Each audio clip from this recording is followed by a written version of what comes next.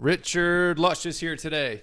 Yes, so thank you very much. I've watching all your podcasts and everything that you do, Matty, man. I love it. I love everything you do, man. I support you. I support everything you do, man. I'm proud of you.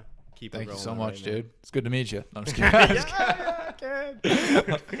I'm just kidding. Thank you so much for saying that. We've known each other for a while. We played like every single sport together before. Sure do. You're my first round pick every time I make a new sports team. A lot of fun together. Why don't you introduce yourself? All the things you do. It's a long list.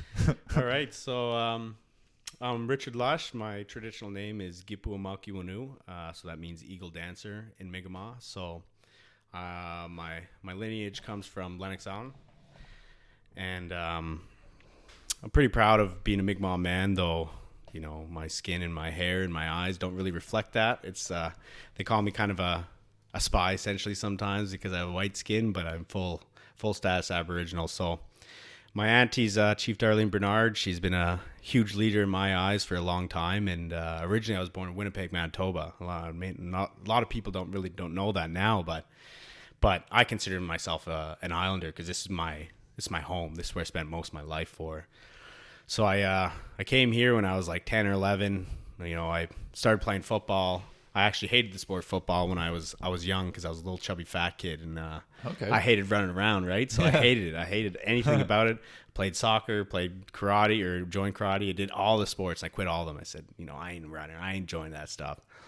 And you know, it's funny when I was a big recruit coming to at the time, Colonel Gray Colonels. So that's when the high school had the team.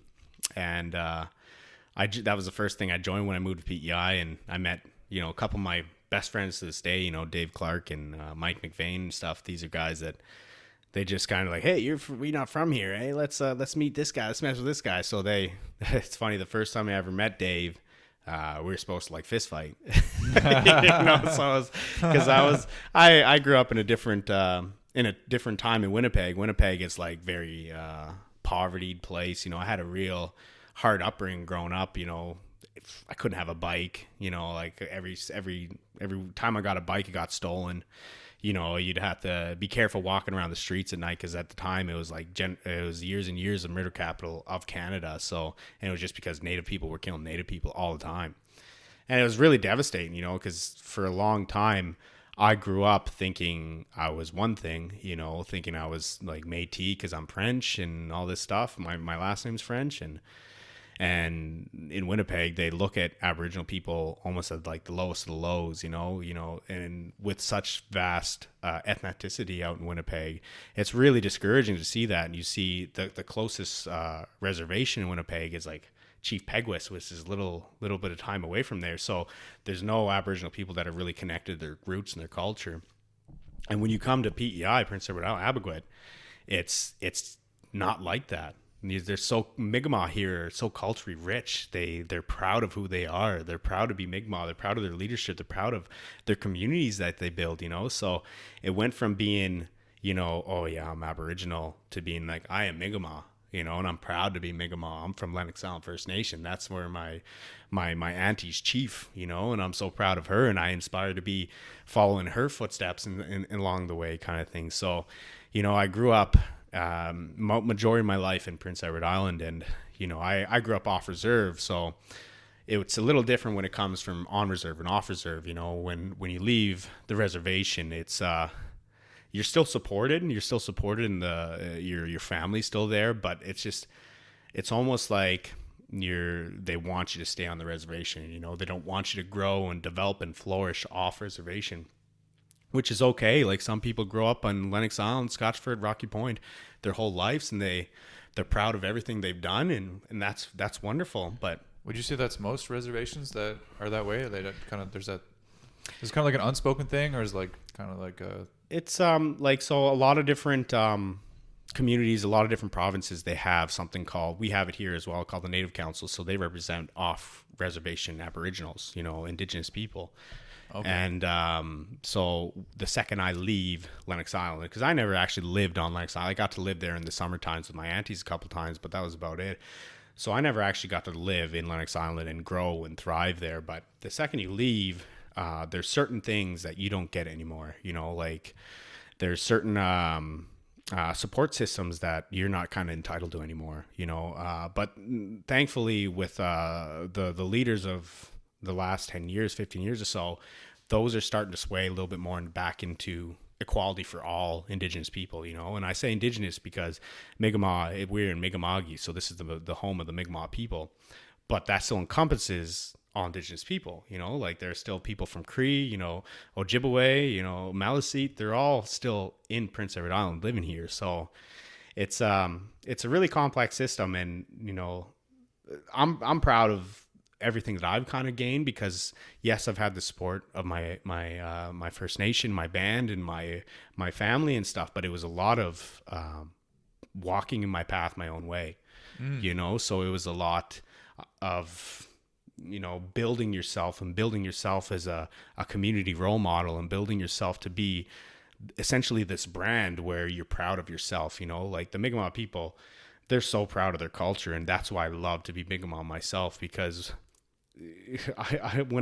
whenever you meet somebody that's Aboriginal, you say, "Hey, who's your father?" It's similar to PEI, right? Like, who's your father? Who you related to? What nation you from? So that's where, whenever I was young, I was not proud. I was almost embarrassed, because the second I said I was Aboriginal, people looked down on you. People said, "Oh," like it was just that all of a sudden it was a discomfort. It was an embarrassing thing. So, and it's one of those things that so many youth struggle with, in particular with Winnipeg, and I say Winnipeg a lot because it's just kind of true to where I originated from, but it's across like Canada. Like there's youth that, sure there's, in every culture, every ethnicity, there's bad apples, right? There's always bad people that do bad things, that kind of give bad rep.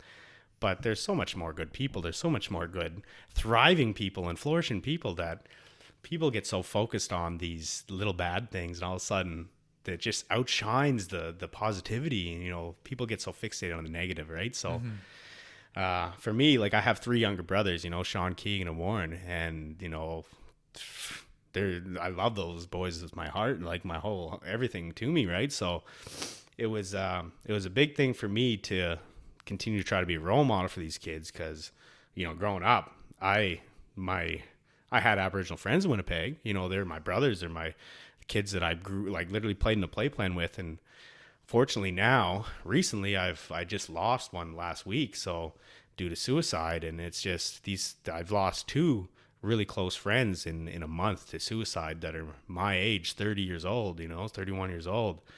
And you hear about that stuff, you think about, all that doesn't happen until you're 40 or 50. You hear your aunties and your uncles say, "Oh, there's going to be a time where you're going to start losing friends." And I had no anticipation I was going to lose my friends when I was 30, 31 years old. So, but it's more prevalent when it comes to Indigenous cultures, because Indigenous cultures, they're the original. They're the people that were in the original land since day one. Since like BC, before BC, like everything like that. They're the original peoples of Canada. When Columbus showed up in PEI and stuff like that, he thought that they're Indians, right? Yeah. So that's where the Indians, and so incorrect. Like we're not Indians. We're not from India or anything like that. So just like the complete wrong. Absolutely, side of the world. So, and I say PEI. He didn't show PEI, but. Yeah. So it's like all these different terms, and now it's an always evolving term. The most correct now is Indigenous, right? Yeah. So it's the most encompassing term that includes everybody. So yeah, I'm from Lennox Island, Richard Lush. To start my intro question there. So I'm the owner and operator of the Isle Mariners football team, the senior men's football team. I'm a pillar for the Cornwall Timberwolves football program, and with Mark Green, we've kind of spearheaded that program along with yourself in one of my coaching ranks. This is my year 5. We have a kryptonite in John Turner, unfortunately, and he beats us in the championship every freaking year. Oh, I love John Turner. He's great for football, but oh my God, give us one, John. Come on, man. Yeah.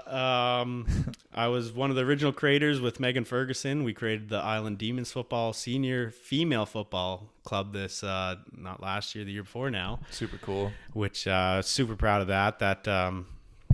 it was a big deal for us because we had Danielle through our coaching time, and Danielle was she was like the heartbeat of our team, like this brave, strong, wonderful female that's playing against, grade 11 and 12 high school boys, and stuff like that. But she was fearless, so she was really the inspiration for me to kind of create this. And, luckily we did. It was history for PEI, and it's the first time it's ever been done. And super thankful for Ferg for doing everything she did, and, Lacey and stuff, and everybody helping out with regards to all that. But, top of that, that's just my football side. Football took me a lot of different places in life, and I'm very thankful. That's why I continue to give back to the sport. Like I got to travel. I played for the University of Manitoba team. I was on the Vanier Cup winning championship years and years ago for the Manitoba Bisons. So I got to be part of some of the best football players that year in all of Canada and all the nation, which is pretty remarkable.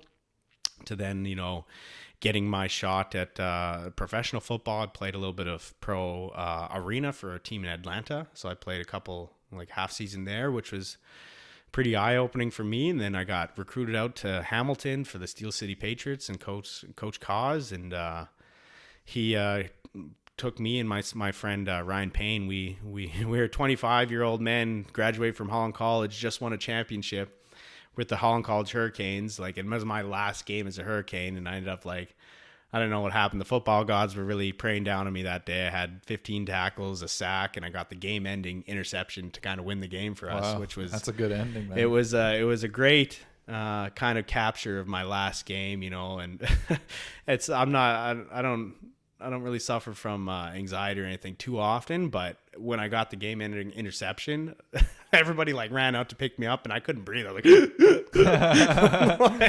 give me some room here, guys. But it was remarkable. My family was there in St. John's. They got to see it, so it was a really remarkable experience for me to then kind of go into Steel City Patriots and, becoming a pillar for that program and, just putting my body on the line like that. I knew it was kind of my last run at trying to make it to the pro league. Ever since I was a boy, my dream was to, one, have a huge family with a bunch of kids running all over the place, and two, to play for the Winnipeg Blue Bombers. That was always my dream. It wasn't the NFL, it wasn't the New York Giants, wasn't anything like that. It was the Blue Bombers. That's the team I wanted to play for. And did you watch them when you were a kid? Oh yeah, I got to experience games live. It was a great bonding thing with my dad and I, and it was. He's a big fan, eh? Oh, he loves all Winnipeg Jets, Winnipeg Blue Bombers. Papa Lush. It's a great little experience, and unfortunately, I never got to do that. So but it's not without my effort. It's just kind of how things kind of go, right? So I was a PEI boy that was trying his best to make it through the undergrounds. I wasn't one of the favored for the combines and stuff for the CFL. We had some past amazing football players in Marcus Dunphy, Dave Clark, even now to this day, it's Jeff Hillier, Cole Bridges, all these boys got opportunities from Holland College, but I was never those household names to get those. So I had to pay my own way, so luckily I got two different opportunities. I attended the Red Blacks when they first started, the Ottawa Red Blacks, and I butchered that tryout. I was so nervous that day, and there's 150 people there, and I'm like, how the hell am I going to show that I'm better than all these guys, So, but then I did get an opportunity with Hamilton in Buffalo. We traveled to Buffalo, and I tried out, and I was almost a lock-in at the roster as a long snapper, and it came down to choosing me or an American football player. And unfortunately, the American football player had more weight towards it. And they said, well, you had a great training camp. We were proud of you. You did everything that we really wanted from you. But at the end of the day, we got to go with this American football player. So that was kind of my shot, And, right. And then after that occurred, I ended up being homeless in Hamilton. I didn't have a place to stay. And I had a family that kind of looked after me, Ed Baishu and Melissa, and they kind of helped me, when I was at the worst of my worst. At that point, I didn't think I had anybody in life. My mental health was at the worst. Living out of my truck at the time, and I'm sitting there what am I doing? Why am I, I'm not wanted anymore. I've just been shot down for the CFL, my dream, and they took me in and housed me, and Sorry, would you say that was like a singular focus, and then once that wasn't an option anymore, it was kind of like you were just lost? Absolutely. It started with one thing, and then you know how it goes. It snowballs, and all of a sudden it's multiple things, and all of a sudden you're almost thinking of all the things that you're doing wrong. You're thinking to yourself, oh, I should have done this differently. I should have tried that differently. And you're putting the blame on yourself all the time, when essentially it's not always your fault. There's some things that could be factor that you're choosing the wrong decisions in life. But I strive myself. I'm learning from my mistakes and continuing to educate myself and evolve from those. But you're absolutely right. It started with one thing, and all of a sudden it was a phantom of things where I put myself in this position where, I didn't even feel like I was fit to live anymore. I was at the worst of my worst. And, it brings tears in my eyes thinking back now, because like it was a tough time, like going through that.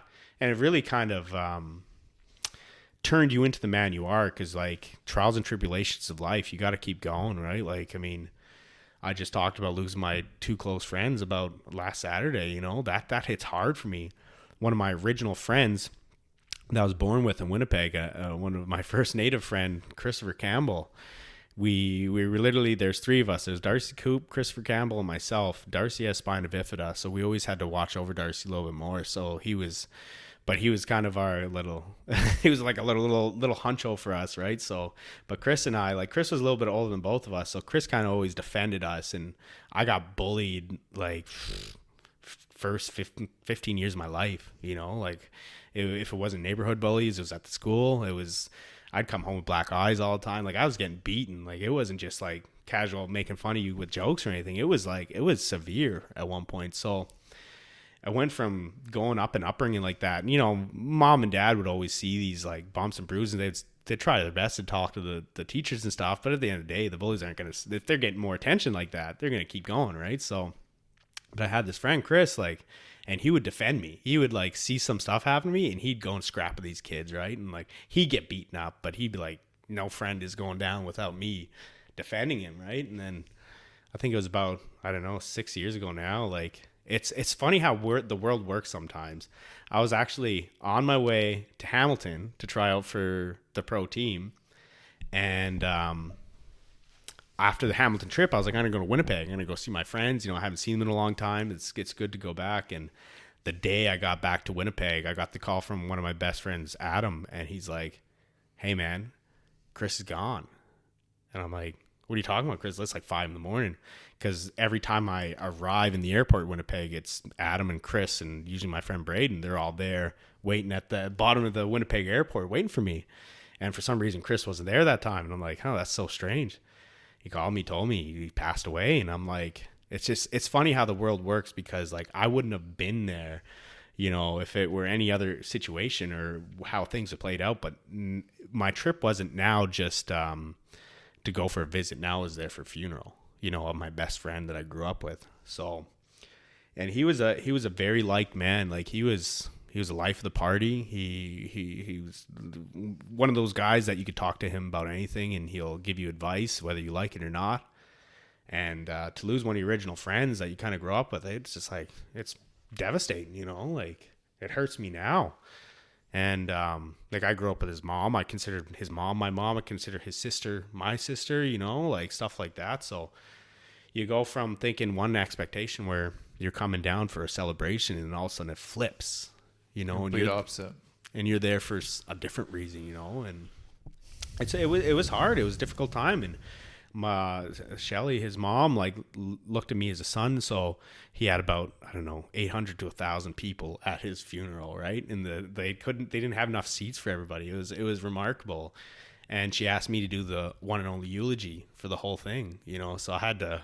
This is during Super Bowl time. This is just the Super Bowl with Peyton in Seattle, where Seattle just stomped Peyton that day, right? So it's my favorite one. Yeah, that's right. So while everybody was watching the Super Bowl, I was writing the eulogy to lay my best friend to rest, right. So that, and the most ironic part about the whole thing is I just graduated from sport and leisure as a personal trainer, and how he committed suicide was with weights. Like he killed himself with weights, which like that's traumatizing for me, like I went from being super ambitious, super passionate to being like, I don't want to be around weights. I don't want it now traumatize me, you know, like I lost my best friend to something I care so much about too as well. So like it was really hard for me to kind of bounce back mentally from that because, you know, like I said, you go in this mindset, you're going to see your friends, your family, the celebration, all of a sudden it's flipped to this super depressing, super sad time that you got to try to be a rock and try to support the ones around you too, right? Like, cause I'm not one to go and cry and be that emotional guy. I'm the one that will be emotionless and then try to be rocks for everybody else, you know, cause I have a hard time of outletting my feelings and my emotions, and I've known about it for a long time, and I disclaim it that I go into zombie mode sometimes where if it builds up so much in me, I have zero outlets, it just shuts me down, and I'm going through the process of life, but I'm not Richard Lush, you know, like I'm just this guy that's walking around motionless and no emotion or anything, and that's when it's gotten to my breaking point, and I've gone that far a couple different times. And, you know, so it's been a whole life full of the struggle, you know, and it's not just one situation that triggers, it's multiple situations that snowball until it's like, if you don't have that outlet, man, at one point in my life, I got to the point where my best friend, Chris, got to his final breaths in life. You know, I've been in there. I've been in those situations where like, think you got nothing left, you know, you think you're a burden to other people, and it's hard, man. It brings tears to my eyes just talking about it, right? So yeah, but you know, like as I said, man, trials and tribulations of life, like if I were to say do the worst thing in the world and kill myself, you know, how many people that would devastate? A lot of people, you know. Yeah. Selfish, man. It's the most selfish thing you could do. Whew. But I think also that, like,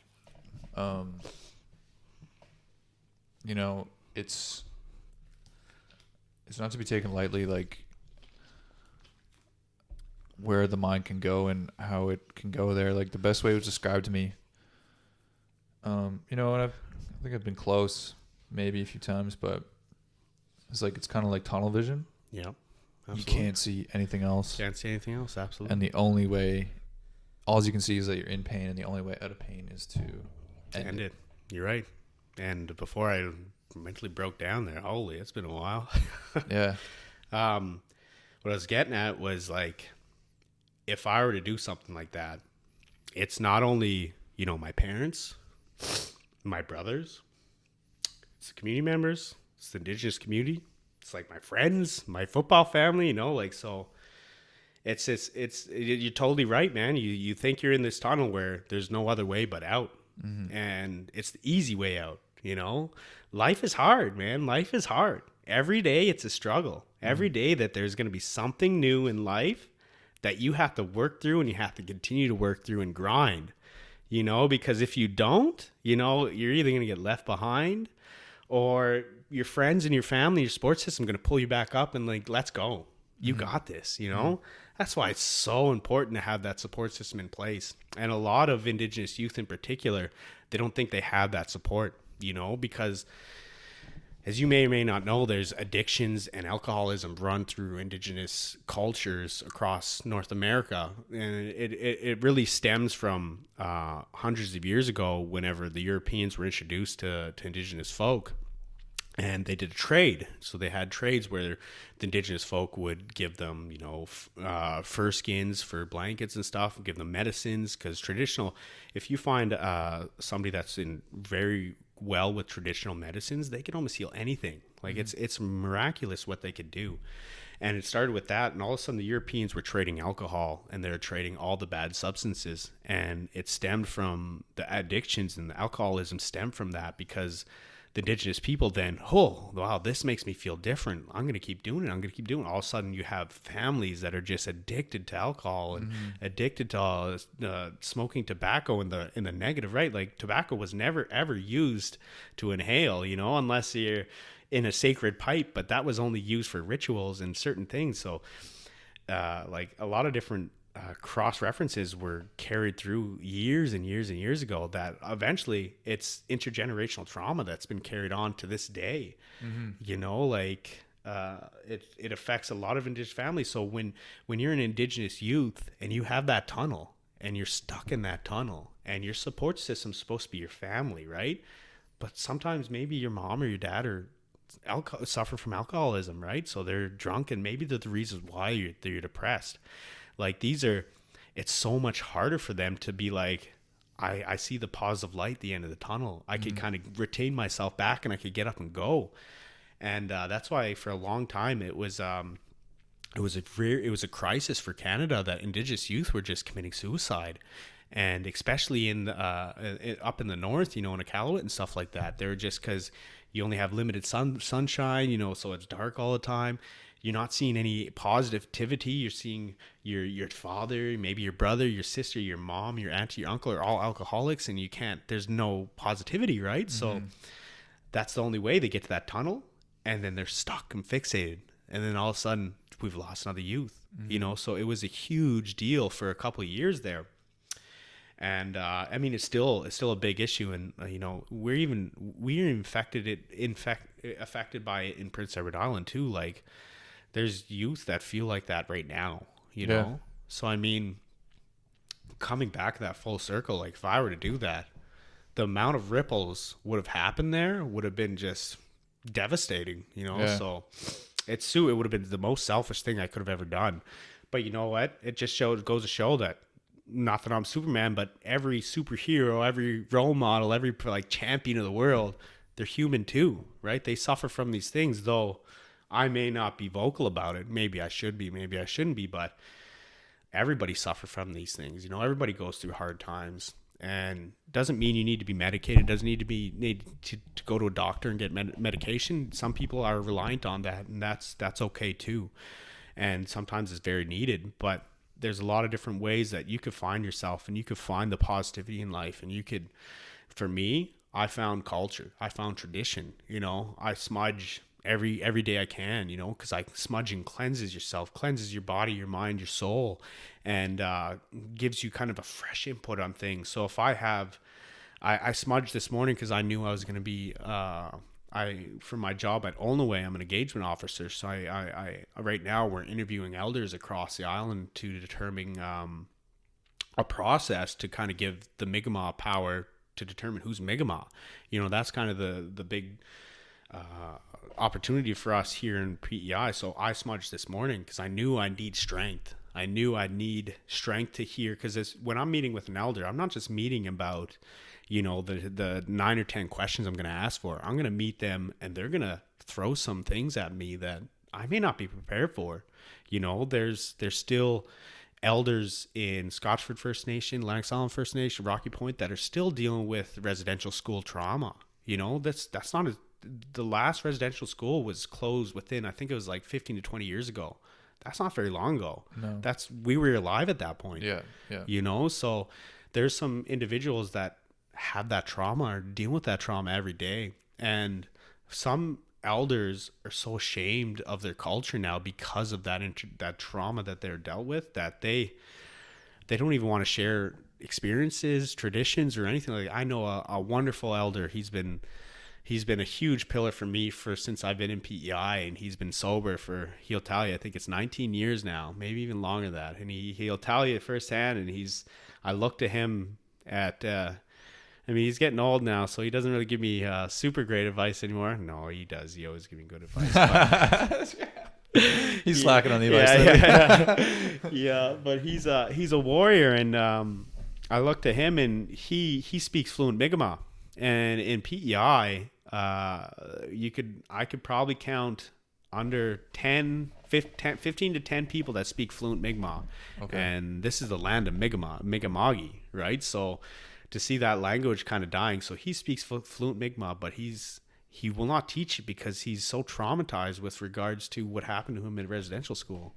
Mm-hmm. So it's just, so we get to these, it's affecting the next generation of youth, Mm-hmm. So I don't speak fluent Mi'kmaq. I'd love to speak it. I speak words. I could understand some words, but I can't speak fluent.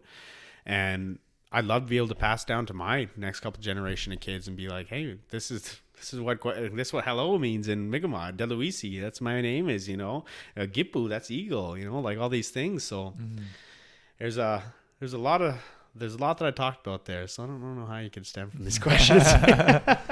No, it's very interesting. I'm just listening, man. But what do you think? Yeah, there's a lot to unpack there. But what do you think? How do you think we can start to help the problem of addictions in indigenous communities? And that's a big question. Before Paul Martin was here years ago, and I asked him a similar question like that. I asked him, "What are your thoughts on this?" And I stumped him, and he looked at me. He's like, "You know what? I'd like to know what your answer is on this." And in front of like hundreds of people at the Confederation Center of the Arts, and I'm sitting there like, "Oh my gosh, that's a big thing." So for me, what I'd love to see instilled, and it's something that I work on every day, is having positive role models around, man.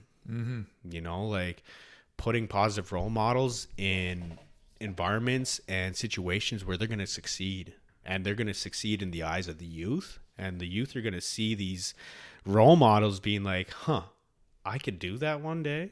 Like look at the arts, look at theater.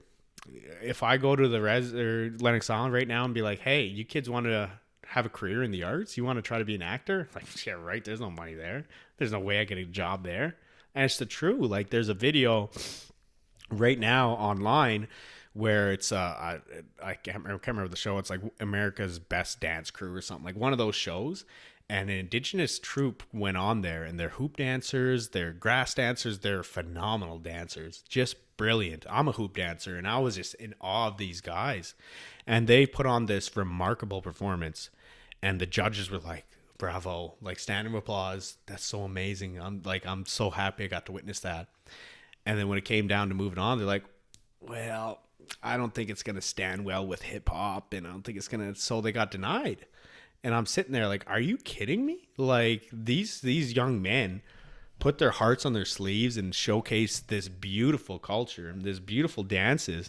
And then you have the audacity to say, I don't think it's going to stand well with modern day dance like ballet and stuff like that. Like I couldn't believe it. So for me to go like that, so that's kind of bringing me around with my troupe called Mi'kmaq Legends. The Mi'kmaq Legends group, we consist of an all indigenous theoretical group that we perform folk tales from Mi'kmaq legends that was passed down to a gentleman named Cyrus Rand, who transcribed all the Mi'kmaq legends from the Mi'kmaq leaders across PEI in Atlantic Canada, I believe.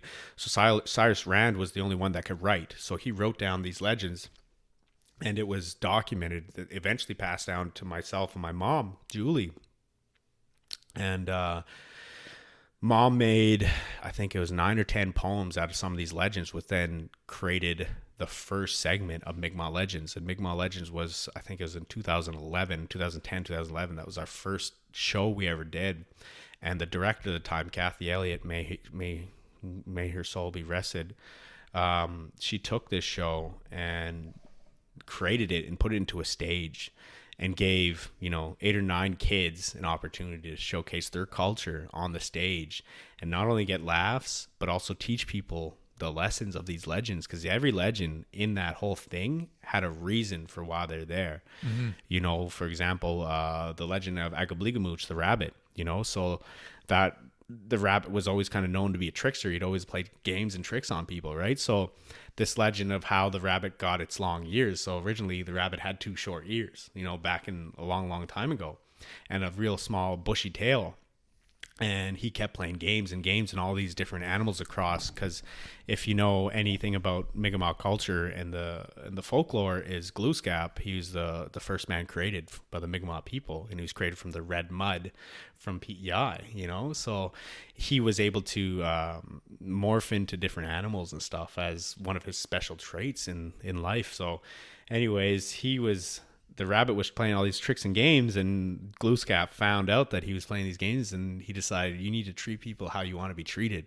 And he pulled his ears out to make them long and twitchy, and then it's really humorous that the rabbit's like, like losing it, freaking out, my ears. So we kind of do it theoretically, make it funny, but that's kind of where the folklore came from, right? So every one of our legends was really just kind of passed down for different reasons and different opportunities of teaching, right? It's all about teaching and educating our youth and educating anybody that wants to listen to this stuff, right? So we have another legend about the wind eagle and how the wind eagle and his wings create the wind, right? So every time he blows, that's when you get the wind, and the great Gippu, right? So, and that legend's about treating Mother Nature, you know, because you hear a lot of indigenous people being ground or land protectors, right? Water protectors, because they're the first people here in the world, essentially, right? So they're here to protect the lands. And you know, you see a lot of different the pipeline stuff, and the indigenous people sitting out there and protesting and getting sprayed and getting arrested for peaceful protesting because they're protecting the land, you know. So but when it comes down to it, with me and theater, I try to showcase. We've created this Mi'kmaq Legends group. Now we have 3 groups. So we have Mi'kmaq Legends, which is our professional show. That's the adult show. We have Mi'kmaq Heritage Actors, which is kind of our adults and kids. And then we have the Next Gen Legends, which we were at the Guild this year and last year, which is remarkable. They treat us so well there that it's just the kids. And the kids get to go on stage, and we're our directors, and we get to teach them the things. And you just see these kids that are super introverted, you know, don't like talking to people, don't know the culture, don't know the traditions, all of a sudden on stage just blossoming, and then singing Mi'kmaq song just proudly, saying the culture and saying words and stuff. And that's kind of what it brought to me, is like, I need to be a role model for those kids, you know, and I need to showcase that. One, if I go to Lennox Island and say, you want to be in the arts, they could look at me and be like, hey, he's doing it. I could be a part of Mi'kmaq Legends one day, you know, and then they could join that stuff. So to kind of answer the question, you know, it's all about instilling those role models, and whatever it be, it could be video game developing. It could be whatever, like, it could be whatever the world, whatever you have your mind set to, whatever you're passionate about, it's obtainable. Like nothing in life is not obtainable, right? So, and putting that confidence in kids and showcasing that, and then having those role models around there to support them to whenever they do falter, maybe when their parents are not supporting them, or maybe whatever the situation be, have those role models there and being like, hey man, I believe you could do it. You know, I'm going to be there for you to support you. You know, it goes a long way, you know, and that's like breaking, because in this cycle was created where, say you're a cousin, you're an uncle, you suffer from addictions, you're involved with gangs, you're involved with crime. These kids are going to see that, and they're going to look at it like, that's what I want to be when I'm older. I want to follow my uncle, or I want to follow my big brother, I want to follow my big sister, whatever so be. And it creates this vicious cycle where they follow, and then they have kids, and then the kids follow again. And you have to break that cycle, you know? And that's what I told Paul Martin that day. I said to him, it's all about creating opportunities for our successful youth. And if the ones that aren't being successful, how do we make them successful? How do we put them in situations where they're going to be able to excel and thrive and flourish with the community, with your family and stuff? And like, there's a lot of different problems with regards to all that, but all about getting those people in successful positions. And if they do fail, if they do falter, pick them up, you know. Like a lot of kids won't reach out to be like, I don't feel very good, I feel depressed. And like, they're not going to tell that to you, you know, unless you're a family support worker, and sometimes then they won't even tell that. So like, if somebody comes to you, like if you're working with Indigenous youth or any youth or anything like that, and it doesn't even have to be Indigenous, and somebody comes to you and talks to you about something like that, take the time to sit and listen, you know, like you never know, that might be the only person they ever confide to about things like that. And that could be the only chance. And all of a sudden we're talking about a way different story instead, you know? So long answer short, that's kind of what I got to say there. No, this is awesome, man. A lot of good things to say. I'm just thinking about, like, first of all, how can people learn more about the culture? And do you think loss of culture has a part to play in the mental health of Indigenous people? And like, where do you see that going in the future? You know, you say like with the elders, like the language is kind of slowly leaving, and how do you see that kind of playing out in the future? Yeah, so there's a lot of great different organizations in Prince Edward Island that support on and off reserve Indigenous people. I am proud to work for L'nuey. My leader, Janine Woolridge, she's my leader. I used to work for the Aboriginal Sports Circle for a number of years, and Lynn Ann is wonderful, and I'd go to bat for Lynn Ann for anything, and she helped kind of morph me into a professional essentially, right? So, but Lynn Ann is not Indigenous, so she'd always have to look at a different scope of things, right? But Janine, she's Indigenous, she's Mi'kmaq, she grew up Mi'kmaq, you know. Both her kids are Mi'kmaq, you know, so she's a very educated leader, and education is so key when it comes to reconciliation, when it comes to moving forward with game plans and strategies to make sure that our people and Mi'kmaq people, Indigenous people all around, have succession plans to make sure that, and on top of that, making sure the rights and of the treaty rights and friendship treaties and stuff, that we're understanding, we're educated on it, and we're able to then fight for our own inherent rights as Mi'kmaq people.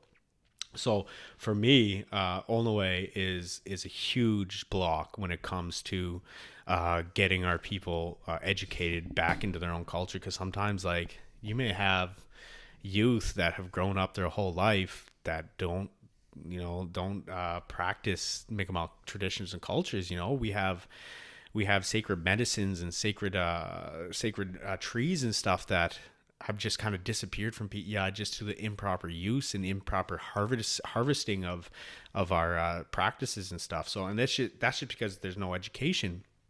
And a lot of the reasons is because the elders were so traumatized they weren't passing down the information. And that's not true for all elders. There's a lot of wonderful elders that do pass down that to the youth, and we're so thankful for them.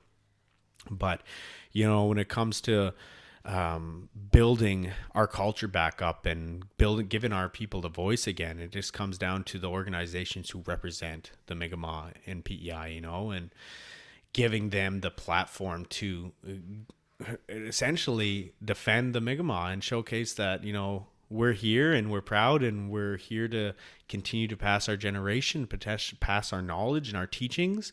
And, you know, we're trying to document it and make sure that future generations, they say 7 generations from now, right? That's the kind of one of the teachings from Indigenous cultures, that you need to make sure that resources, land, rights, treaties, and all that are protected, and from 7 generations from to now, you know? So, I mean, think about that. That's like, you know, my grandkids, 7 generations from now. So that's where you get a lot of the organizations where they're there to help with all these things, you know, all these, like, it could be mental health, it could be the law system, you know, because we have a justice program, we have a pride program, which represents, you know, family resources and family therapy. We have, and this is through the Mi'kmaq Confederacy. So Mi'kmaq Confederacy is more program based essentially, while L'nuey is a lot more rights based and making sure that our inherent rights are kind of seeked on, and our land claims and stuff like that. So I'm very blessed to be working at the position I am, and there are other organizations. There are the band council, the chiefs. The chiefs are huge pillars to making sure change occurs with regards to the Mi'kmaq people in particular. You know, so we're very lucky to have great leaders in place right now, and the counselors in particular, they have really big roles when it comes to advising the chiefs and advising the communities and stuff. So, you know, every week there's going to be something new that comes up. You know, every single week there's going to be new problems and new struggles and new hills that we got to climb. But when you're together with unity, your one little voice is only as strong as one little voice. When you have multiple voices, you're so much stronger, right? So we always kind of, you talk about community, and community is all about encompassing everybody. You know, there's just equality. There's non-indigenous people that live in First Nation communities, and they're not rejected. They're not like, oh, you don't belong here. You know, they're, because a lot of them are married, you know, related or adopted into indigenous families. So they're welcome. You know, they're welcome to do the sweat lodges. You know, they're welcome to be a part of our social outings. You know, Aboriginal people love to laugh, you know, so we're always having big chuckle laughs, and we love to eat, and we love to be around each other. So this whole like COVID experience has been really hard for us because there's no powwows right now. Every powwow is canceled, and that's a big way where we showcase our culture. And it's not powwows, it's not to be confused that powwows are Mi'kmaq, but it's a showcase of Mi'kmaq culture through powwows, right? So, because that's where you could get you know, wonderful fry bread and, you know, delicious bannock and stuff if you're lucky. So these are all like showcases for us, and we're not able to have that this year, and it's a very weird time with regards to community right now, you know? Right. So how often do they go on the powwows? Yeah. So, in Mi'kmaq, we call them Mawiomis because they're a gathering of people, right? So if you learn one word today, it's called Mawiomi, right? Mawiomi. So yeah, so for us, Mawiomis are actually somewhat new-ish, because when the Indian schools were created and residential schools were created, you weren't allowed to practice your culture. You weren't allowed to speak the language. You got punished if you did, you know, like, so it was very traumatic. And at that point we weren't, so if you ever go to a Mawiomi, you'll see regalias. So a lot of people will call it costume, and it's very incorrect to call it costume. It's called a regalia because it's our traditional clothes, right, that we wear with pride and celebration, you know. So you see a grass dancer in grass regalia, you know. You see a hoop dancer. I'm a hoop dancer, but that's not a Mi'kmaq. Didn't originate from Mi'kmaq, but we pass on these traditions through Western and Eastern stuff. So we take them on. But so they're actually, I'm not exactly sure how long ago it took place, but I was told by elders that it's quite recent that we started celebrating Mawiomis again because of everything that happened with residential schools. So luckily, we now have, so the Native Council has one, the Confederacy has one, Lennox Island and Scotchford, and there might be an elders powwow in between there. So about 5 Mawiomis that occur throughout the summer. You know, one starts in May with Aboriginal First Nation, and theirs is always so much fun. And then you go to then it's kind of the Mi'kmaq Confederacy, Panmure Island, and Lennox Island is kind of the last one. So we have them once a year, but you could actually go through a powwow trail, and there's like, I don't know, 50 powwows that are all on this poster that you could go all across Atlantic Canada and all across North America. Oh, wow. And follow the whole powwow trail. Like, you'll see drum groups that will go through the whole powwow trail, and they'll just live by going to different powwows. Because when you're a drum group or you're a dancer, if you come and dance or drum, you actually get a little honorarium, which is kind of incentive. It's great to have the incentive to bring the people together, but at the end of the day, it's the celebration of the culture, celebration of life, you know. So that's the question. It's about once a year, but you know, there could be powwow all year long, you know. It just depends on where you're at, right? So right. Yeah. That's cool. No, I think like I've always found it super interesting, and I just was like, you know, I think maybe too, just for everyone, I think it could benefit the culture just to learn about it more, you know. Absolutely. You know, and this is a great opportunity for me to kind of share. You know, I'm not an elder by any means, but I'm an educator in my own way, you know. So the shows Mi'kmaq Legends that we do, we're all about education, you know, making sure that the audience takes at least one thing away from it and learns, you know. Like I said, I'm a big believer in learning from your mistakes, and, you know, it's a big thing on reconciliation, you know, as long as we understand, like we talk about the Sir John A. the statue downtown, right? You know, you saw all the different views on it, right? And, you know, I'm not going to opinionate myself on that, but there's a lot of views that say the statue needs to go, you know, it needs to leave, it needs to get out of here. Because if you actually do a little research into Sir John A. Macdonald and his history with Indigenous people, like, he's the one that created a residential school. He's the one that murdered and brutally murdered thousands of indigenous youth. Like he was one of the forefathers of Canada and stuff. He did some great things for Canada, but there's also a really dark history to what he did to the indigenous people. He wanted to destroy the indigenous population completely. One of my mentors in Ontario, he told me that reservations were first created with blueprints of concentration camps. They're actually meant to be there to keep all the Indians in one place, and if they tried to leave, they get shot killed. Could you imagine trying to leave your home to go get some milk and bread for your daughter, your son, and you get shot dead because you wanted to leave to get milk and bread? Like, could you imagine that's the reason why somebody passed away? Yeah, Traumatizing, you know.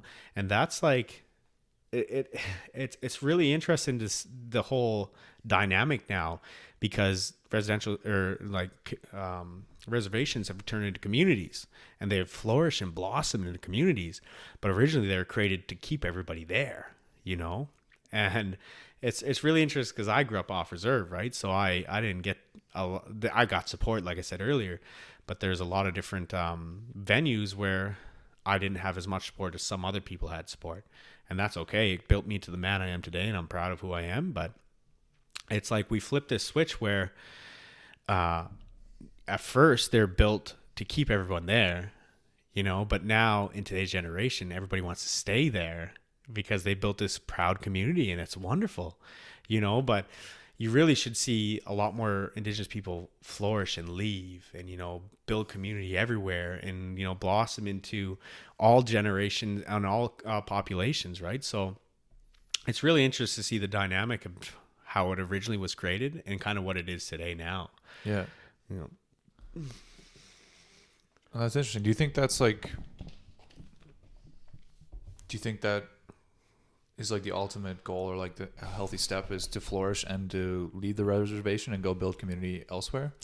I think that the reservations it's not even a like you just claim it to be res, but they're communities now, you know? So they've built their home roots. That's where their ancestors were unfortunately positioned, you know, they're placed there.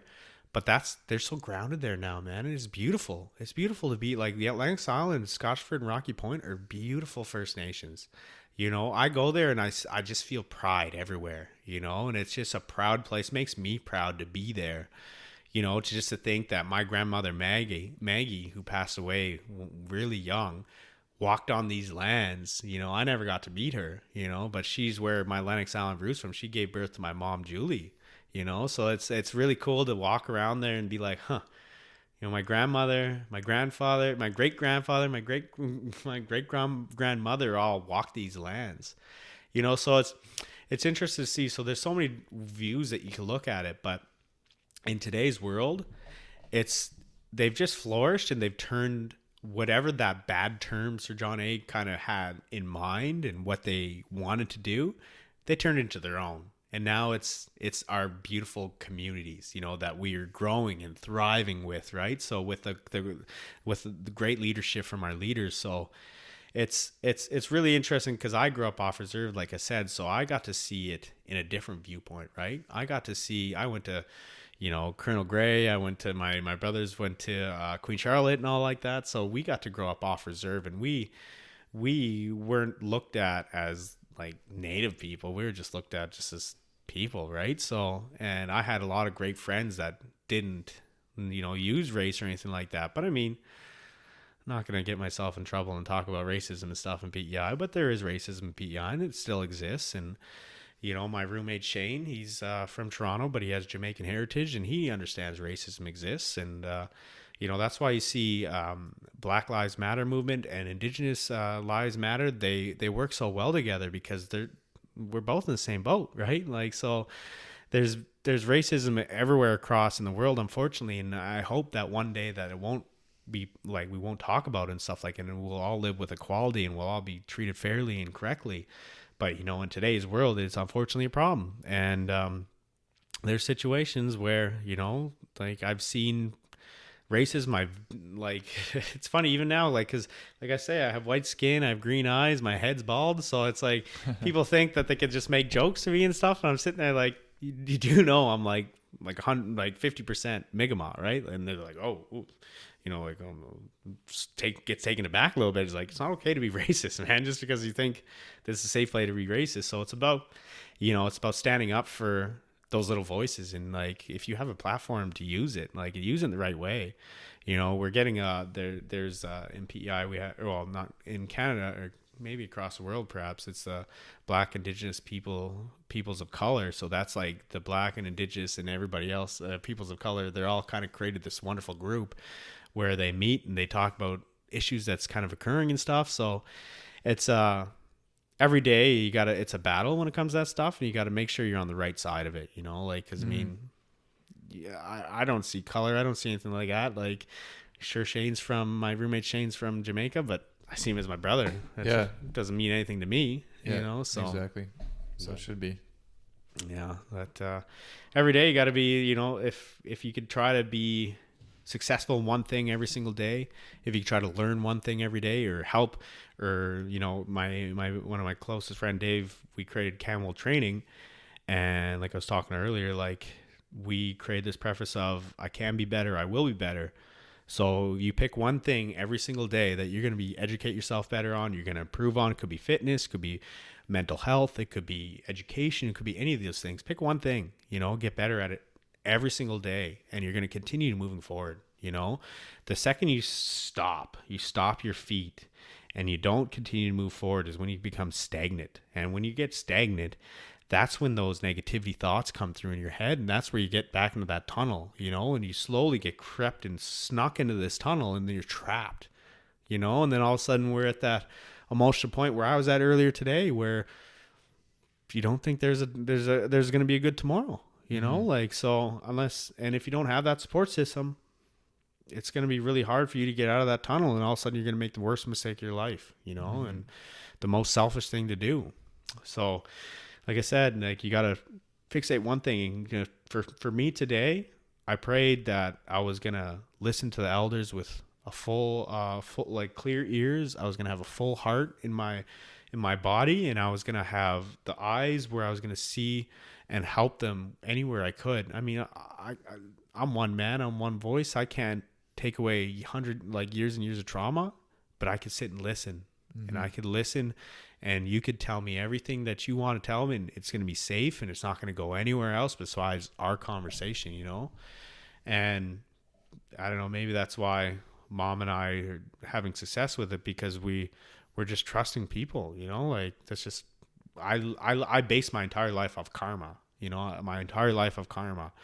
and that's why I do so many good things for so many different people, because I mean, I'm not seeking for the turnaround for the good things, but I mean, if it's going to happen, it's going to happen.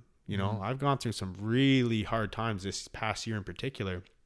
I went through essentially a divorce, and I went through like a lot of really, really hard things, things that I've never thought I'd have to deal with in my entire life. And I did. And it was the most gut wrenching thing in heart, besides losing some really close ones to me. It was so hard for me, but I keep reiterating, trials and tribulation in life, you have to keep walking forward.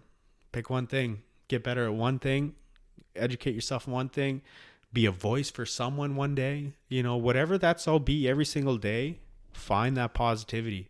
And it's hard sometimes. It's hard, as well as me, man. There's a lot of negativity in this world, and there's a lot of people that are fixated on negativity and pull you down. A lot of those times, those people in particular are the ones that need the most help. They're so much surrounded by so much negativity for so long that they've turned into it, and those are the ones that aren't really crying for it. They're talking about things, they're being negative about things, but they're actually so much negativity that they're crying for help, but they're not crying for help at the same time. Yeah, it's like they're, if someone is very, very negative, and just not talking about good things, there's a good chance they're not in a good place themselves, right?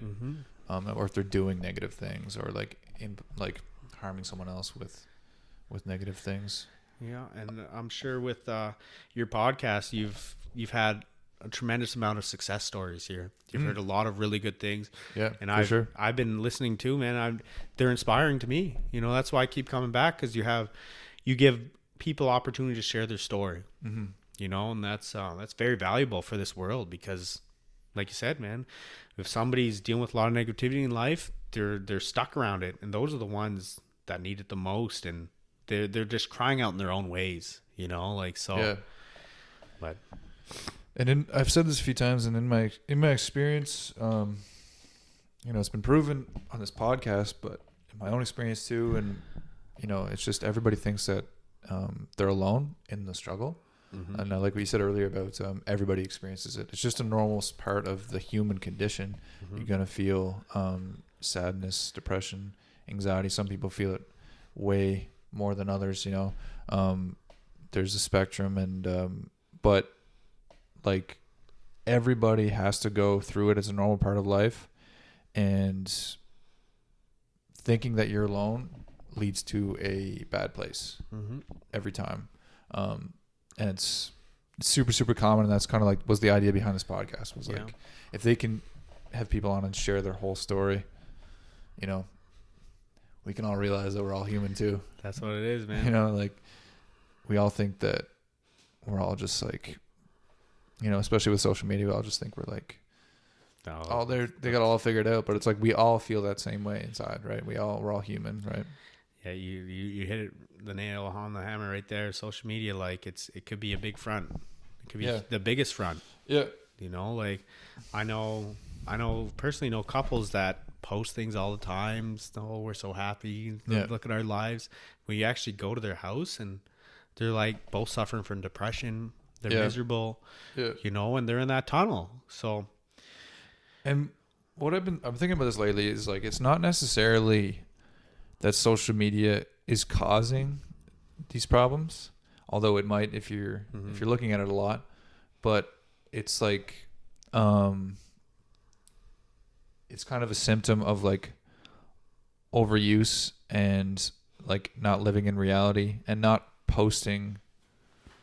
It's like a tool, you know. You can use a hammer to break your own leg, or you can use a hammer to build a house, right? You know, so you can use social media to post real things. Maybe start a podcast and try to send out positivity, or you can, you know, make a fake life to kind of distract yourself from your real one. Absolutely. And, you know, it's so true. And this next generation that's growing into this whole social media world has it really out for them, you know? Yeah. Like they're so fixated on technology and so fixated on the likes and the hearts and all this stuff and the Instagram stuff. Like, sure, I got followers. I follow people. I'm a part of it too. So, I mean, we all think about it. We all just, because it's like, it's a normal part of the human condition, or just in our nature to want to be accepted by a community, right? Mm-hmm. So you put that on a platform where there's literal numbers. Like if you're in a room and you know you want to be liked in that room, right? But you put it in a platform where there's a number, like this is how many people follow you or like you, or this is how many people liked your picture, right? And you can get caught up on that. And I think especially adolescents, and it's going back into that age where they don't have the guidance, right? Like they can get caught up in and I've been there, you know, because I grew up. I was around that age when Facebook came out, I think. Yeah. But they got the likes. I didn't get the likes, right? And you don't have any mind perspective of this shit doesn't fucking matter. Yeah, exactly. You know what I mean? You're not like when you get older, you just realize like this isn't the real world. But you know, those things matter more when you're in that impressionable age, adolescence. And you're so right. And like I pray and I give prayers and guidance to our generations that are so fixated on technology, you know, like face-to-face confrontation, like telephone calls are going to be very rare in the next 50 years, you know, like it's going to, everything, like the way technology is moving, it's going to continue to evolve and encompass everybody involved in it. But like, I mean, you see elders now be like, oh, I don't understand any of that stuff. And it's almost better, you know, like we're so fixated on so many things with regards to it. Exactly. And that it brings me back to what I was saying about like, you know, because it brings us out of our nature, right? And I was thinking about like the culture, and I have been thinking about this for a while, how connected the culture is to the natural world, to the earth, and to nature. And you know, like there's all kinds of accounts of people kind of going back to that way of life, like spending months out in the woods, or like they join a hunter-gatherer tribe, and they all say that they're way happier in that life than they were with in this one with an iPhone. But it makes me think like yeah, just what you said, like, you know, it's almost better that way. I think there's definitely an argument for mental health, but you know, who knows really where it's going to go, I guess, you know? Yeah. And it's, you know, we got to, as role models, you and I, we got to continue to help our next generation youth, right? So, I mean, I buy into the whole thing too. I have the likes, I have the followers, I do all that stuff too. Like I'm a subject to who I am. So as individuals, we have to continue to evolve too, to follow success, right? You could be oppressed by it, you could fight against it. Yeah. Or you could kind of, you know, you see with, that's why I love coaching Cornwall Timberwolves, because within the Wolves, you know, the leaders always lead the pack. And essentially you'll see a lot of the elders and stuff at the front of the pack too, because they never leave any behind, right? So, and Coach Mark McDougall, who was a great mentor for me growing up, he always, what wolf do you want to feed into? Feed the good wolf or feed the bad wolf, you know? So we're the subjects to what we do. So you have to continue to evolve, and you have to continue to follow it, especially if you want to be successful when it comes to, you know, creating podcasts, creating fitness. You know, you have to be able to understand it, learn from it, and walk with the technology, right? But at the same time, like, there's that balance in life where, you know, like you said, it could be a huge front. It could be a huge front. So you're going to be honest. You're going to showcase positivity in the world. And even that, like, you see Robin Williams, right? Robin Williams was the most positive actor. He brought so much happiness to so many people, but inside he was the most sad, you know, like, and that gets displayed on social media so often now.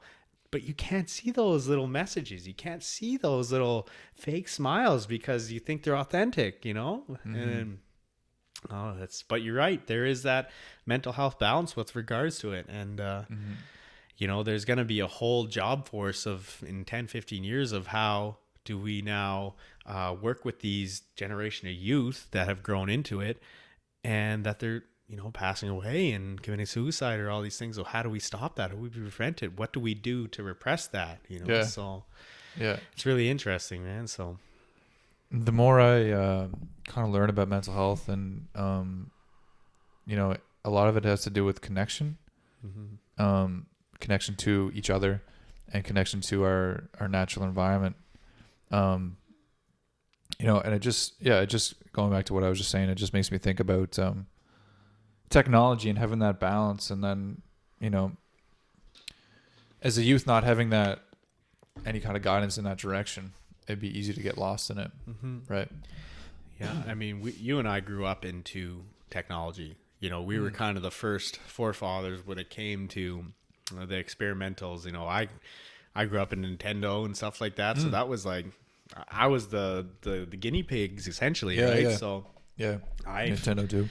I was like, I was super nerd growing up. Like, I'm not ashamed of it. I'm still a nerd now to this day. Like, I still play video games. I still collect cards. You know, I still do things like that. Like, I'm not just who I am as a person right now. But we were able to see both sides of the spectrum. You know, we were able to see the outside play. We were outside all the time. I bet you're outside all the time playing ball, hockey, whatever. So you know, I was the same way. I was outside biking with my friends all the time and doing all that stuff. But we were also, you know, grew up into Nintendo, Super Nintendo, N64, Xbox, you know, like we grew up in that. Yeah. So for me, it was a big thing about balance in life, and I'm all about balance in life. You got to be able to balance everything, especially if you're like a super busy kind of person, right? You have to have that balance.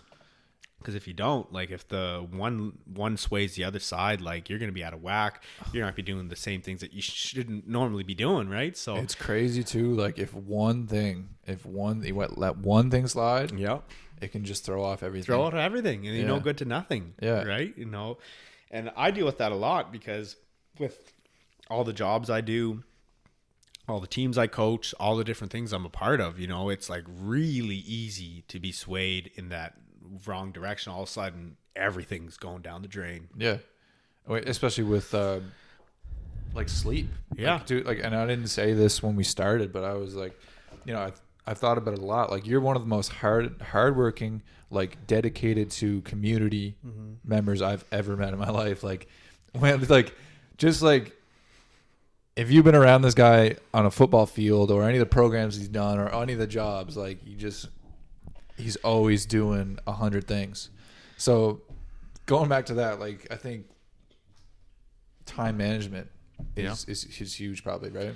Yeah, and like I've been blessed with great friends, great support system growing up, you know. So my mom is almost identical to the way I am. So I kind of grew into this is the norm. This is how life's supposed to be. So it was really hard on me with COVID. You know, you going from being very needed and wanted to doing all these things. All of a sudden, nobody needs you. Nobody wants you. And you start thinking, like, is it because of me? You know, is it me that's the problem? And then, you know, I had a hard balance with that, with my mental health during that. You know, at the time I was starting a brand new position too. So it was like, it was super out of whack. But, you know, like, with Dave, one of my close friends, Dave, he has always had trouble sleeping. He's always had trouble ever since I've known him since day one. He's never been able to get good night's sleep consistently. And I'm very subject to my environment. You know, I'm very much like, if I'm going to hang out with Maddie, I know I'm going to do some super athletic things. You know, we're going to do some really cool things, you know, probably going to wrestle once in a while, you know, like, so, and I'm subject to that. And I just understand that. So with Dave, like, we spent a lot of time together. We lived together multiple occasions. And all of a sudden I started not being able to sleep. And now I'm at the point where if I get 4 hours of sleep, like, that's a good night. You know, and it's because I carry a lot of my emotions and a lot of my weight of everything inside. I don't have a good release. My release was always playing tackle football. You know, I'd save up everything all year long, and I could do things on the football field I couldn't get away with off the football field. You know what I'm saying? So I could go get arrested. Yeah, exactly. I could go and smash some dude as hard as I can, like pulverize this guy and be like, nah, it was good. And everyone's gonna high fives, you know. Yeah. In high school, when I started, like, one of the things the coach said was like, "We'll never get mad at you for being too aggressive." It's true. And that was like the best thing I've ever heard in my life, man. Yeah, there's not too many sports that allow that, you know. So I would literally build everything up. You know, that's why it's actually a sin that I didn't get to play football this year, because the year I went through with the divorce and stuff like that, I was building, man. Like, I was building, and I don't know what happened, but last year I was able to win defense player of the entire league, and it's the first time I ever got league recognition at that level. And I'm so proud of myself to get that, you know. I mean, Moncton will say I didn't deserve it, but whatever, Moncton. If y'all watching, whatever, Moncton. The competitive edge here. Yeah, I was just joking, Moncton. You're all right. Jason Terrace is a great head coach. But yeah, I used to build that up and build it up, and you know, this year I wasn't able to release that, so it was so hard for me to find that release, and I still haven't really found it, you know. So there's a couple times where I've had a couple mental breakdowns myself, and we're all human at the end of the day. You gotta find those ways to release that stuff, and if you don't, reach out for help. You know, we're in a society where males are looked to be the big tough guys. You know, they can't cry, you can't do anything. That's not true. That's not real life. You know, like, it's an illusion. That's an illusion. You're absolutely right. Like, I cried earlier today because it's like, it just shows compassion about what you do and stuff. So, like to destroy those stigmas on people's lives that people put on people, like, males can't do that stuff. Like, I got Owen. Owen's my son, you know, and I'm teaching Owen, if you want to cry. You know, I cry with you. You know, like, that's just a life you want to live. You know, like, we gotta, us as role models, we gotta showcase our kids that it's okay to show feelings. It's okay to be sad. You know, it's okay to be happy. You know, these are all feelings that are good to do and express yourself with, but. You know, it just takes one person to say something negative to somebody when they're going through a very vulnerable state that they'll never do it again. You know? Yeah. But like, I went from, I at one point I took pride in not crying for 5 years straight. I didn't shed a tear, even during, like, pet animals movies dying, and I'm like, I'm not crying. You know, I'd like take pride in that stuff. And then looking back, I'm like, that's so silly. I can't believe I took pride in something like that. Yeah. Yeah. You know, like we got to show our youth and our younger siblings, like, be who you are and be proud of who you are. Yeah. You know? Well, And I think it's kind of like a male characteristic to want to be strong. And I don't think that's wrong. I think that's very natural. But I think that it's a big misconception that you can't have emotions, right? Like, it's not going to make you stronger because you didn't cry because your whatever died to you, right? It's like everybody has emotions, and there's actually like a way to frame it could be that like it's actually makes you less strong to hold things in. absolutely. You know what I mean? Absolutely.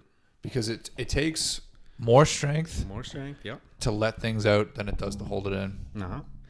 And To really open up and say, this is me Yeah. and this is what's going on. That takes, and you know what? It's so funny because the look is always harder than the jump, because after you do it, you're like, fuck, was I holding that in for so long? It's true though. Yeah. It's so true. Yeah. And I went through that personally myself, like this year. Yeah. I'm so gracious and so thankful that an elder that lives in Scotchford First Nation, he asked me to be part of a sunrise ceremony. I'm not sure if you saw my Facebook post on that. I did see that. But it's a very traditional, sacred ritual, you know, like a sunrise ceremony, and very Mi'kmaq and like other indigenous cultures as well. But it was like, just from the year that I went through, you know, the ups and downs, mostly downs this year. And he invited me, and luckily I was able to do it through my position through L'nuey. And we brought us to this wonderful ledge out in Skamagan, which is Fort Amherst there. And it was like 5 a.m. and we were out there, and we were just singing the Mi'kmaq honor song. You know, it's a very powerful song. You know, technically you're not supposed to record the Mi'kmaq honor song on any digital camera or anything like that. But I talked to original creator George Paul of it beforehand and told him like this was going to happen, and that's kind of the background you're supposed to do when it comes to that. But we were singing the Mi'kmaq honor song as this beautiful sunrise was taking place, and just like I was fighting tears, you know. I was fighting for them to stain my eyes because I didn't want to show weakness, you know, in front of this wonderful elder that's teaching me this. And I kept fighting and fighting it.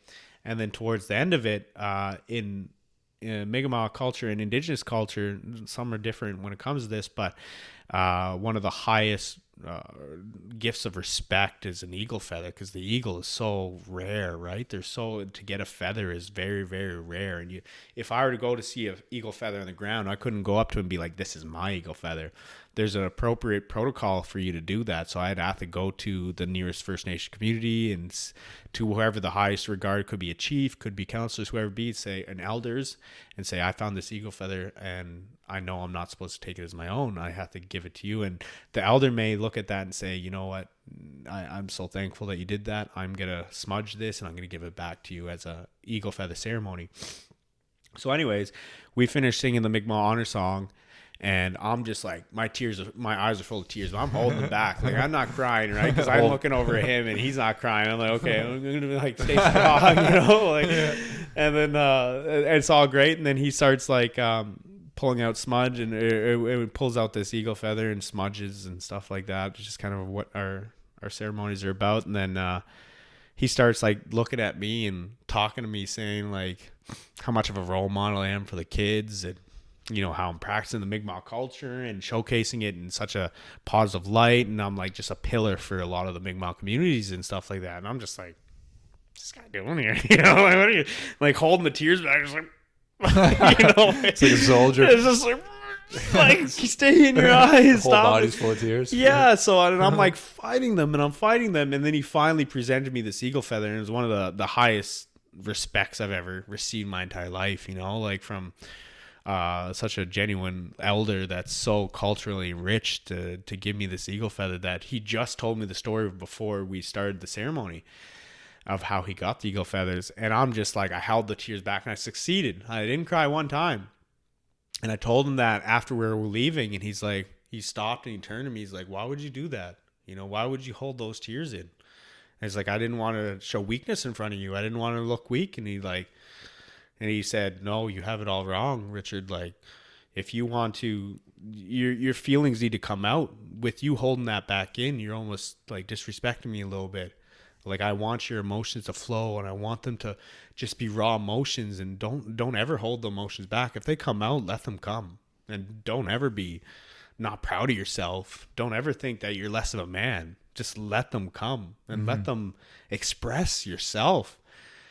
And I just, like, I regret it now. I wish I was just crying the whole time, you know, like crying like a little baby up there. But, you know, it was great to see that from an elder to see that, right? And it's the stigma that our kids, and especially our young males and young boys, that they, you know, you're a weak boy if you cry, like, you know, like, so, I mean, there is excessive crying. That's definitely a true thing, you know, but if you got emotions, let it flow. Yeah. You know, like probably 15 times in this conversation, my eyes have watered up, and if the tears come out, I'm just going to let them come out, you know, like, it's just the compassion and the passion, right? So, yeah. And like, you're talking about serious things, right? Absolutely. Serious life events and your own mental health. Like, you know, these things carry a lot of weight, and you can't pretend they don't, right? Yeah. Like, no one can pretend they don't. Yeah, there's a real big issue with regards to first world problems. You know, because it's just the first world problems, it's not a really big problem. Yeah. I've had a hard time myself with that. You Yeah. know, you get third world people that are living with starvation, poverty, and stuff like that. Yeah. And that's a real thing. It's a real problem. Yeah. Doesn't make your first world problem less of things. No. You know? No. And that's one of my really good friends, Katora, told me that. She's like, stop making your things so lightly. Yeah. Your problems are very real problems, and you're okay to express your feelings for that stuff. You know, and it's hard, man. I'm a football player. I've always been a football. I've been a big gruff guy that'll knock you down real quick, you know, but I'll pick you back up. But it's been an evolving life cycle of me learning. And that's what it always comes down to, man. You got to keep learning. You got to keep educating yourself and learning new things and defending people when you can and being a voice for people. You know, so everyone has their life story. Everyone has a background that they've come from, and hopefully it's a success story. You know, maybe you're finding your success now, but doesn't mean any story is less weight, any more important. No. Right? So no, it's all relative. Absolutely. Whatever you're going through. If you're a 14-year-old kid that doesn't feel connected to their parents, or you're a 14-year-old kid in Syria that doesn't have a village anymore, you know, it's all relative, and you can't compare it in that way, because at the end of the day, we all have to, number one, become healthy and then live our lives, right? So this was really great, man. Yeah. Before it's like gets to a couple hours here, I could chat you all night long. So yeah, but I just want to say, like, thanks so much for coming on, and it was really great, everything you talked about, and everything you do for the community, man. It's super inspiring. Well, hopefully I didn't rustle anybody's feathers in my conversation. If I said anything incorrectly, culture-wise, please forgive me. I'm still learning too and educating myself. And Moncton, you still suck. What? I'm joking. No, hey, like I said in the first start, like I love everything you're doing, Matty, man. You're an inspiration. You're a pillar for your own community. Thanks, right? Man. You don't need the Mi'kmaq indigenous background. You're a pillar for the kids looking up to you. So you got to keep doing what you're doing, right? Like I'm hella proud of you, man. You're an inspiration to me. I love you. I love you too, dude. Thank you for having me on, man. All right. Yeah. Thanks, buddy. See you later. Woo!